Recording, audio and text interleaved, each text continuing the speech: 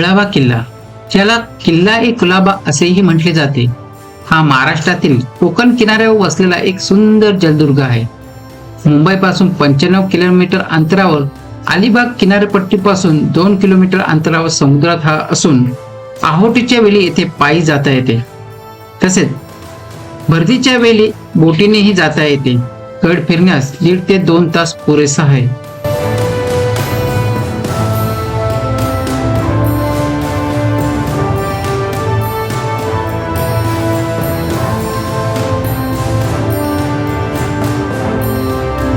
मित्रांनो, आपण कुलाबा किल्ल्यावर चालू आहे आणि पूर्ण फॅमिली आहे. आत्ता आपण ओहोटी लागली म्हणून तिथपर्यंत घोडागाडीने जाणार आहे. रिटर्न पण घोडागाडीने येणार आहे. आता चला आपण जाऊया घोडागाडीमध्ये कुलाबा किल्ल्याकडे. अलिबागच्या सुंदर किनाऱ्यावर मुलांनी मनसोक्त मजा केली आणि त्या आनंदाच्या क्षणानंतर आम्ही घोडागाडीने समुद्राच्या मधोमध असलेल्या किल्ल्याकडे प्रवास सुरू केला. तर आपण घोडागाडीत चाललोय, पूर्ण फॅमिली आज. त्रिशा, या मावशीत आपल्या गणेश. समोर आपल्याला कुलाबा किल्ला दिसतोय. आता त्या 5 मिनिटात आपण तिथं पोहोचणं. पाणी नाही आहे तरी मुलांची हाऊस म्हणून आपण घोडागाडीत चाललेलो आहे. 30 ते 35 किलोमीटर लांबीची अलिबाग तालुक्यातील किनारपट्टी अष्टागर या नावाने ओळखली जाते. या अष्टागरचा राजा म्हणजे किल्ले कुलाबा. अलिबागचा पाणकोट शिवरायांनी जे जुने किल्ले दुरुस्त करून मजबूत केले त्यापैकी एक किल्ले कुलाबा. प्रथम शिवशाही, नंतर पेशवाई आणि सरतेशेवटी इंग्रज असे कालखंड किल्ले कुलाबाने पाहिले. इंग्रज ज्यांना समुद्रावरील शिवाजी असे संबोधत, त्या कान्होजी अंग्रेजांच्या पहिल्या सागरी राजधानीचा मान किल्ले कुलाबाला मिळाला. आपण गडाच्या प्रवेशद्वारापाशी पोहोचलेलो आहे. समोरच आपल्याला प्रवेशद्वार दिसतो. हा जी हे जर तुम्ही बुरुज बघत असाल, एकदम चांगल्या प्रकारे व्यवस्थित दिसून येतात. गडाचा पहिला प्रवेशद्वार लागतो आपल्याला इथे. आजी उत्तम स्थितीमध्ये आपल्याला हे प्रवेशद्वार दिसून येते. गडाच्या आतमध्ये एंट्री केल्यानंतर आपल्याला दोन्ही बाजूला 2 देवळ्या दिसून येतात.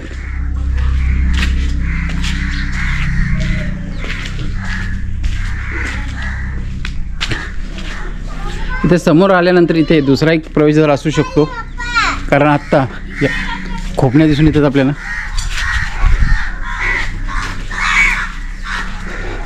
जसा गडामधून प्रवेश केल्यानंतर आपल्याला राईट साईडलाच एक तळघर दिसून येतो. हा कुलाबा किल्ल्यातून अलिबागमध्ये निघतोय. हा बघा, इथे तळघर आहे. आता पूर्णतः सिमेंट टाकून ते बंद केलं आहे. इथे काही बुरुजाचे अवशेष आहेत. पुढे आल्यानंतर आपल्याला गडाबद्दल पूर्णतः माहिती दिलेली आहे. बाजूलाच आपल्याला एक देवीचे मंदिर लागते. खूपच प्राचीन अशी मूर्ती आहे. तसेच त्याच्या बाजूला आणखी एक देवीची मूर्ती आहे. ते आपल्याला त्याच्या समोरच भवानीचे मंदिर बघायला मिळते. खूपच छान आणि प्राचीन असे मंदिर आहे. त्याच्यासमोर आपल्याला एक दीपस्तंभ किंवा दीपमाळ म्हणू शकतो आपण.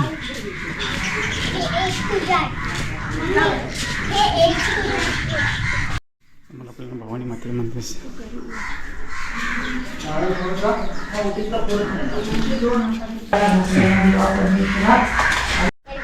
मंदिरा बाजूनच आपल्याला वर तटबंदीवर जायला रस्ता आहे आणि तिथे बाजूला 2 तोफा ठेवलेली आहेत. हे बघा, इथं असे छोटी 2 तोफा पाहायला मिळतात आपल्याला.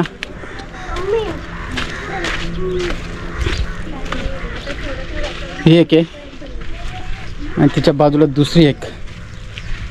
2 तोफा बघितल्यानंतर आणखी पुढे चालू आहे. तिथे ब्रिटिशकालीन आणखी 2 तोफा आहेत. ते बघून आपण नंतर जिकडे मंदिर आहेत तिकडे जाणार आहोत. समोरच आपल्याला त्या ब्रिटिशकालीन तोफा दिसून येतात.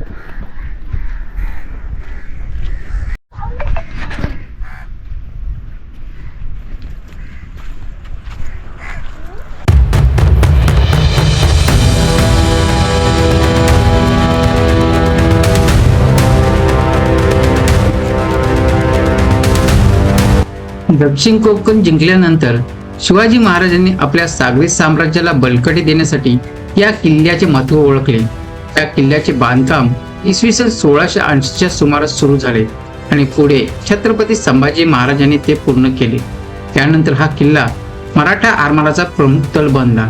प्रसिद्ध मराठा सरखेल कान्होजी आंग्रे यांनी या किल्ल्याचा उपयोग करून इंग्रज आणि पोर्तुगीज जहाजावर धडक कारवाया केल्या. इसवी सन 1721 मध्ये इंग्रज आणि पोर्तुगीजांनी मिळून या किल्ल्यावर हल्ला केला, पण त्यांना अपयश आले. पुढे इंग्रजांच्या काळात किल्ल्याचे महत्त्व कमी झाले आणि काही भागाचे नुकसान झाले.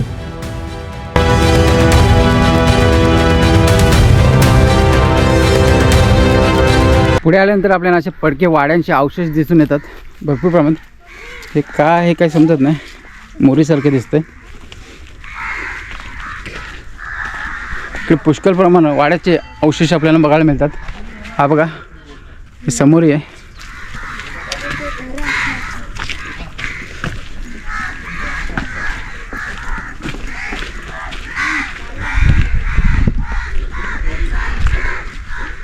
खूप भव्य असा हा वाडा असू शकतोय. इथे ज्या चिराबंदी दगडी बघता आपण, जोतच एवढं मोठं आहे, खूपच मोठं जोत आहे. ते भव्य असा वाडा असेल, कारण हे बाजूला आपल्याला ते खांब टाकण्यासाठी दिसतात. हे बघा, याच्यावर असे खांब लावले जायचे. ते बाजूलाच आपल्याला एक भव्य असा दुमजली वाडा दिसून येतो, परंतु आता पूर्णतः पडक्या स्थितीत ते आहे. हे बघा, इथून आल्यानंतर आपल्याला असे 2 वाडे दिसतात मोठे. हा इथे समोर एक आहे, हा इकडे. इथेही पडक्या अवस्थेत आपल्याला भरपूर वाडे बघायला मिळतात.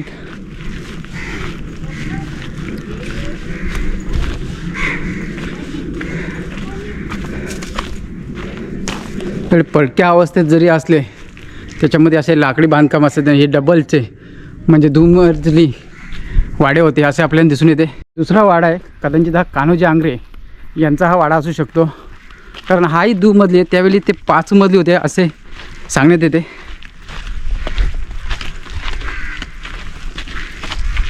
इथे समोरच आपल्याला एक विहीर ही दिसून येते.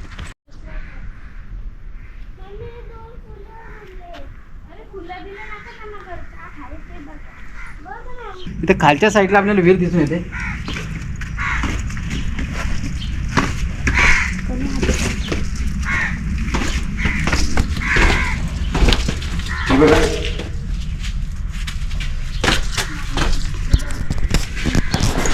इथे खाली उतरायला जागा आहे.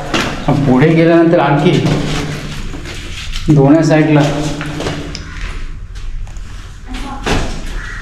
असं जायला काहीतरी आहे. तिकडे नाही, ह्या साईडला मला वाटतं काहीतरी नाही, कुठेच काय जायला नाही. चौकोनी आहे पूर्ण ते.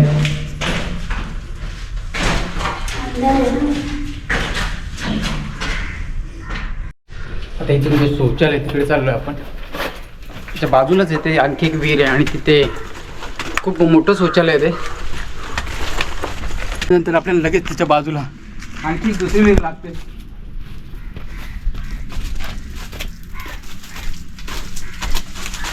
आता पाण्यामध्ये आणि घाणीमध्ये भरून गेले. हे बघा, इथे आणखी एक विहीर आपल्याला बघायला मिळते. घाबरण्यासारखं काही नाही, एकदम सरळ सरळ किल्ला आहे. प्रत्येक पॉईंट आपल्याला जागोजागी मिळतात. कुलाबा किल्ल्यावरील महत्त्वाची वास्तू म्हणजे तेथे शौचालय. खूप मोठं शौचालय आहे. इथूनच आपल्याला शौचालयाकडे खाली जायला रस्ता आहे. हा बघा,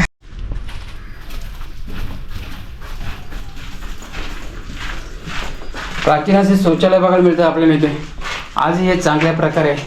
त्याचा निसारा सगळा समुद्रात जातो आणि त्या व्हेंटिलेशनसाठी 2 खिडक्या ठेवलेल्या आहेत.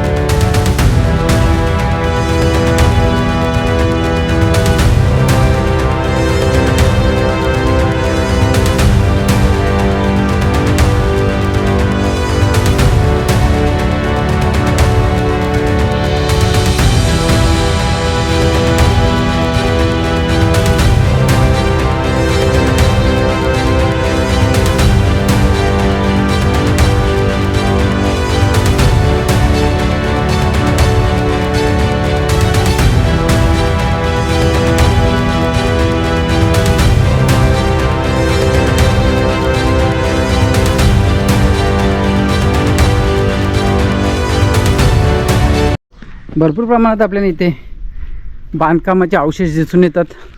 इथे काहीतरी चौकोनी आकाराची विहीर दिसून येते आपल्याला. हे बघा,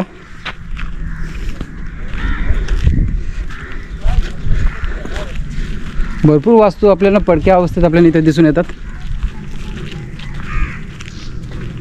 हे बघा, या साईडलाही पुष्कळ अशा वास्तू आपल्याला पाहायला मिळतात. कदाचित या दुमजली असू शकतात, कारण इथे चढण्यासाठी पायऱ्या आपल्याला बघायला मिळतात.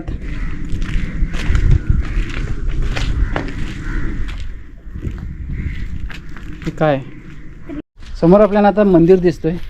गणेश मंदिर आहे, एक हनुमान मंदिर आहे आणि दुसरं ते एकूण 3 मंदिरं दिसून येतात. त्याच्या अगोदर आपल्याला इथे एक जाता किंवा घाणा दिसून येतो. हा बघा, बाजूलाच आपल्याला मंदिर दिसून येतं. ही भक्कम अशी तटबंदी. इथे काही वास्तू बघायला मिळतात आपल्याला.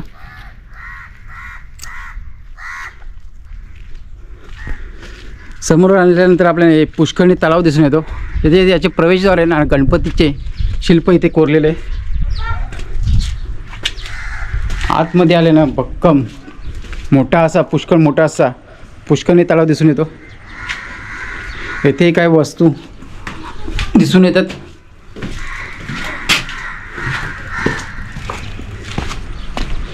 आता आजूबाजूला असं काही नाही. तिकडून एक प्रवेशद्वार आहे त्याला समोरच्या साईडला.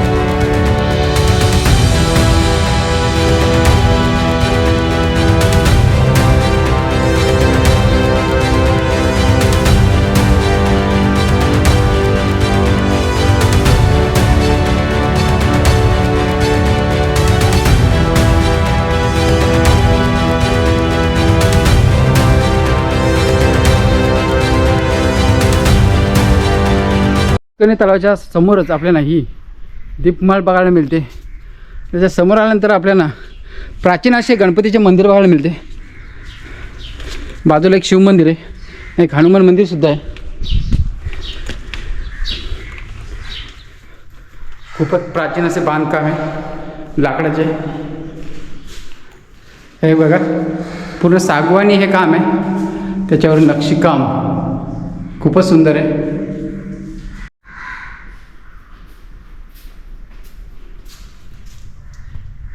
यज्ञकुंडही आपल्याला दिसून येतो. समोरच आपल्याला हनुमंताचे मंदिर प्राचीन असे दिसून येते, कारण बांधकाम त्याचे ज्योतीचे बघाल खूपच जुनं आहे.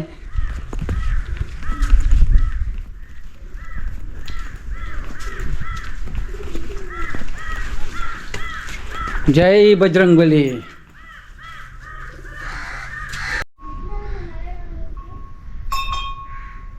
मंदिराच्या डाव्या बाजूला आपल्याला एक तुळशी वृंदावन आणि श्री महादेवाचे मंदिर दिसून येते. हे बघा, एक तुळशी वृंदावन खूपच सुंदर आहे. त्याच्यावर नक्षीकाम केलेलं आहे पूर्णतः.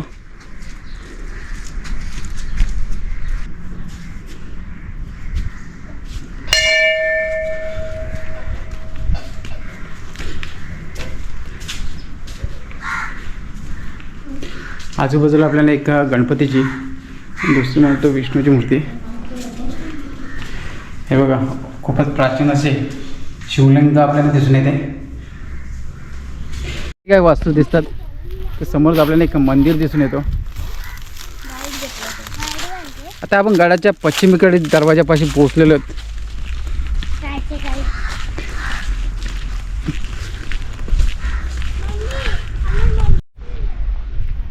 ही कान्होजी आंग्रेंची छत्री का घुमट असं काहीतरी म्हणतात त्याला. बाजूला ही आपल्याला म्हणतो देवडी असू शकते. गडाकडील हा दुसरा दरवाजा पश्चिमेकडील. पश्चिमेकडचा तोच.